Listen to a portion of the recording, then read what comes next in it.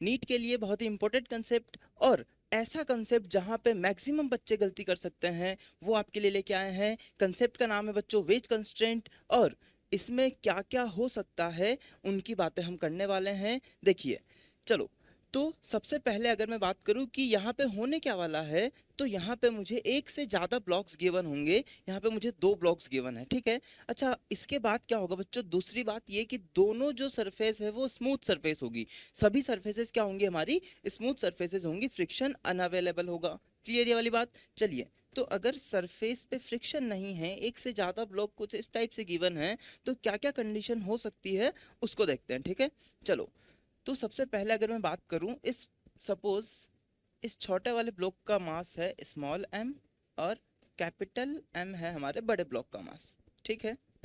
इसके बाद अगर मैं स्मॉल ब्लॉक पे बात करूं बच्चों फोर्सेस की, स्मॉल ब्लॉक पे कौन कौन से फोर्सेस लग रहे हैं, तो स्मॉल ब्लॉक पे एक फोर्स तो लग रहा है हमारा gravitational force which is vertically downward, ठीक है। अच्छा, इसके बाद क्या होगा, यहाँ पे अगर इस ब्लॉक पे mg फोर्स लगा डाउनवर्ड डायरेक्शन में, तो क्या बच्चों ये जो ब्लॉक है ये इस सरफेस को पुश करेगा। अगर ये स्मॉल ब्लॉक इस बड़े वाले ब्लॉक को पुश कर रहा है, तो डेफिनेटली इन दोनों के बीच में एक नॉर्मल फोर्स लगेगा, ठीक है। तो यहाँ पे एक बात हुई बच्चों नॉर्मल फोर्स की। अगर यहाँ पे छोटे वाले ब्लॉक पे लगा नॉर्मल इस डायरेक्शन में n, तो बड़े वाले ब्लॉक पे इसके जस्ट ऑपोजिट डायरेक्शन में नॉर्मल फोर्स लगेगा जिसकी वैल्यू होगी n, because they are action reaction forces. Clear ये वाली बात। अच्छा, अब होगा क्या यहाँ पे, अब होगा यूं कि जैसे ही इस बड़े वाले ब्लॉक पे नॉर्मल फोर्स लगा, तो इस नॉर्मल फोर्स का एक कंपोनेंट आएगा इस डायरेक्शन में, दूसरा कंपोनेंट आएगा इस डायरेक्शन में, ठीक है। तो यहाँ पे इस नॉर्मल फोर्स का एक कंपोनेंट आया n साइन थीटा और दूसरा कंपोनेंट आया n कॉस थीटा, ठीक है। अच्छा, ये n साइन थीटा कैसे हुआ बेटे, यहाँ पे थीटा था तो ये वाली जो वैल्यू है वो क्या हो जाएगी, थीटा हो जाएगी। तो इस डायरेक्शन में तो आ गया हमारे पास n cos थीटा, इस डायरेक्शन में आ गया n sin थीटा, ठीक है। अच्छा, अब क्या हुआ, यहाँ पे देखा आपने कि n sin थीटा इस ब्लॉक पे बड़े वाले ब्लॉक पे n sin थीटा फोर्स लग रहा है, और क्योंकि ये सरफेस स्मूथ है, इस वजह से डेफिनेटली ये जो बड़ा वाला ब्लॉक है ये उस डायरेक्शन में मूव करेगा, इस पे उस डायरेक्शन में फोर्स लगेगा और ये उस डायरेक्शन में एक्सेलरेट करेगा। यहाँ तक बात क्लियर। चलिए, तो अगर ये ब्लॉक स्मूथ सरफेस पे एक्सेलरेट कर रहा है, तो क्या बच्चों ये जो स्मॉल ब्लॉक है ये एक नॉन इनर्शियल फ्रेम पे बैठा हुआ है। ऐसा हमने पहले भी बात की है कि अगर नॉन इनर्शियल फ्रेम पे बैठा हुआ है तो क्या होगा, कौन सा कंसेप्ट लगेगा बच्चों, यहाँ पे लगेगा हमारा शूडो फोर्स का कंसेप्ट। इट मींस जो छोटा वाला ब्लॉक है, जो स्मॉल ब्लॉक है, उस पर डेफिनेटली यहाँ पे शूडो फोर्स लगना चाहिए। ये वाली बात क्लियर। तो सपोज इस n sin थीटा की वजह से इस ब्लॉक का जो एक्सेलरेशन है वो a है, तो इस स्मॉल मास पे एक एक्सेलरेशन लगेगा किस डायरेक्शन में, इस डायरेक्शन में, इस पे एक शूडो फोर्स लगेगा इस डायरेक्शन में। तो अपने को ध्यान क्या रखना है, जो कि आप बार बार मिस्टेक करते हो, बार बार भूल जाते हो, जिसको बार बार आप छोड़ देते हो, वो यही बात है बच्चों कि मुझे इस ए एक्सेलरेशन की वजह से जो शूडो फोर्स लगा है उस शूडो फोर्स को कंसीडर करना पड़ेगा, अदरवाइज मेरा क्वेश्चन सॉल्व नहीं हो पाएगा, ठीक है। तो इसको सॉल्व करने के लिए बस करना यूं है कि जो हमारा ब्लॉक है उनका एफबीडी बनाना है, और उस एफबीडी में बस एक एक्स्ट्रा फोर्स कंसीडर कर लेना है। कौन सा फोर्स, शूडो फोर्स, ठीक है। तो एफबीडी बनाते हैं सबसे पहले स्मॉल m मास का, ठीक है। देखो, स्मॉल m मास का अगर मैं एफबीडी बनाऊं, तो इस स्मॉल m मास पे एक तो लग रहा है डाउनवर्ड डायरेक्शन में mg, ठीक है। ये लगाया हमने डाउनवर्ड डायरेक्शन में बेटे mg लग गया, ठीक है। स्मॉल mg होगा, स्मॉल mg लगा दिया, ठीक है सर। अच्छा, इसके अलावा इस डायरेक्शन में क्या लग रहा है, नॉर्मल फोर्स, ठीक है। ये हमने लगा दिया बेटे इस पे एक नॉर्मल फोर्स, ठीक है।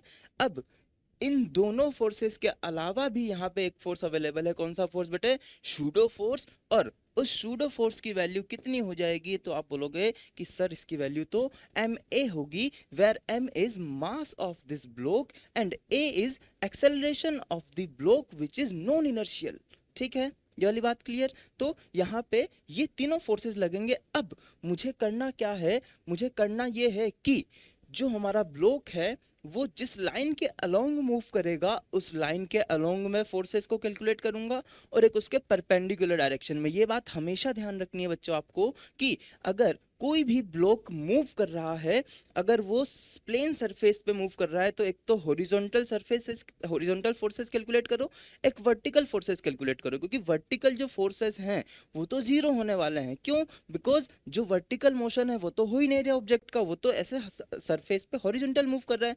वैसे ही अगर मैं बात करूं इस ऑब्जेक्ट की, तो इस स्मॉल मास के ऑब्जेक्ट के अगर मैं इस प्लेन के सरफेस के अलोंग अगर फोर्सेस को कैलकुलेट करूंगा, तो मेरे लिए ज़्यादा इजी होगा इस क्वेश्चन को सॉल्व करना। क्यों? बिकॉज जब मैं इस सरफेस के अलोंग सॉल्व करूंगा, तो एक कंपोनेंट आएगा इस परपेंडिकुलर के अलोंग, और परपेंडिकुलर के अलोंग जो भी फोर्सेस होंगे वो तो जीरो हो जाएंगे। ठीक है, तो एक बात मेरे लिए यहाँ पे बहुत ईजी हो जाएगी। ठीक है, चलिए, तो मुझे क्या करना है, मुझे एक तो इस सरफेस के अलोंग कैलकुलेट करना है फोर्सेस, और एक इस सरफेस के अलोंग नेट फोर्स कैलकुलेट करना है। तो देखिए क्या क्या हो जाएगा। अच्छा, इस mg का एक कंपोनेंट इधर आएगा बेटे mg cos थीटा। ठीक है, कैसे? ये देखो ये थीटा, तो mg इधर क्या हो गया, mg cos थीटा। ठीक है, अच्छा यहाँ पे अगर मैं सूडो फोर्स को यहाँ पे बनाऊं, ma।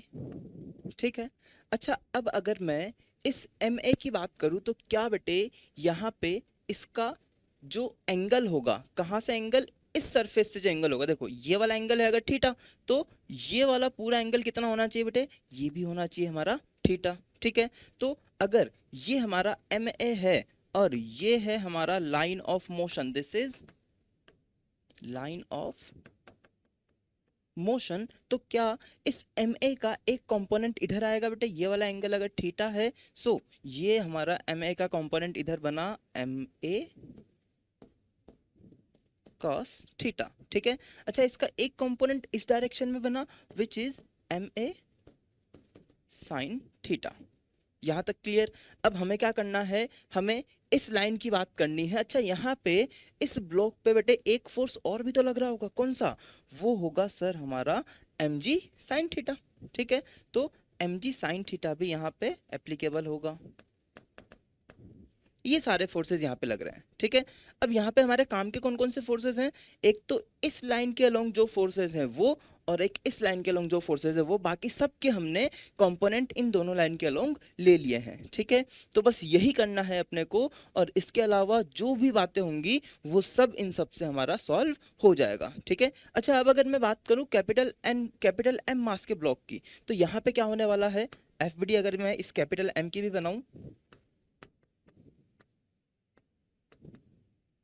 देखो कैपिटल एम मास के ब्लॉक की एफबीडी बनाने के लिए क्या करेंगे, ये एक कैपिटल एम मास का ब्लॉक है, और इस ब्लॉक पे एक फोर्स तो लग रहा है डाउनवर्ड डायरेक्शन में, कैपिटल एम जी। ठीक है, अच्छा इसका एक नॉर्मल का एक कंपोनेंट कैपिटल एन। ठीक है, अच्छा ये जब जब इस सरफेस के कांटेक्ट में होगा, तो यहाँ भी तो ये एक नॉर्मल फोर्स लगाएगा, और उसकी वैल्यू है सपोज एन डैश। ठीक है, अच्छा इसके अलावा और कौन कौन से फोर्सेस होंगे, बस यही फोर्सेस होंगे।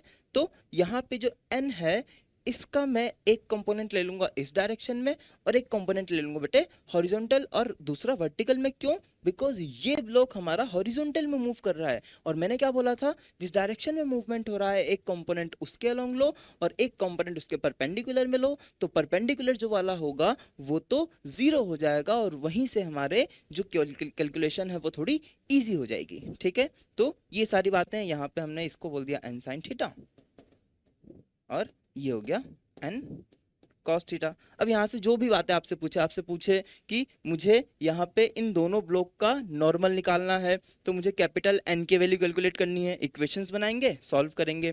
अच्छा अगर मुझे कैलकुलेट करना है कि इस वाले ब्लॉक ने सरफेस को कितने फोर्स से पुश किया हुआ है, मतलब मुझे एन डैश की वैल्यू कैलकुलेट करनी है, इक्वेशंस बनाएंगे, सॉल्व करेंगे। चलिए कैसे सॉल्व करेंगे इसकी बात करते हैं। देखो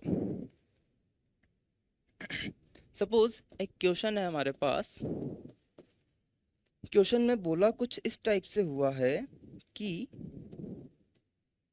एक ब्लॉक है, ठीक है, और इस पे हमने एक दूसरा ब्लॉक रखा हुआ है कैपिटल एम, और स्मॉल m, वही पहले वाली बात, ठीक है। अब हमसे बोल रहे हैं कि इस ब्लॉक को हमने कोई एक्सेलरेशन दिया, सपोज a, ठीक है, a एक्सेलरेशन हमने इसको दिया। अब क्वेश्चन ये है कि what will be value of acceleration so that this m mass will not fall, ठीक है, मतलब m मास जो है वो मूव नहीं करना चाहिए, इसके लिए इस एक्सेलरेशन की वैल्यू क्या होगी, ठीक है। तो क्वेश्चन लिखो,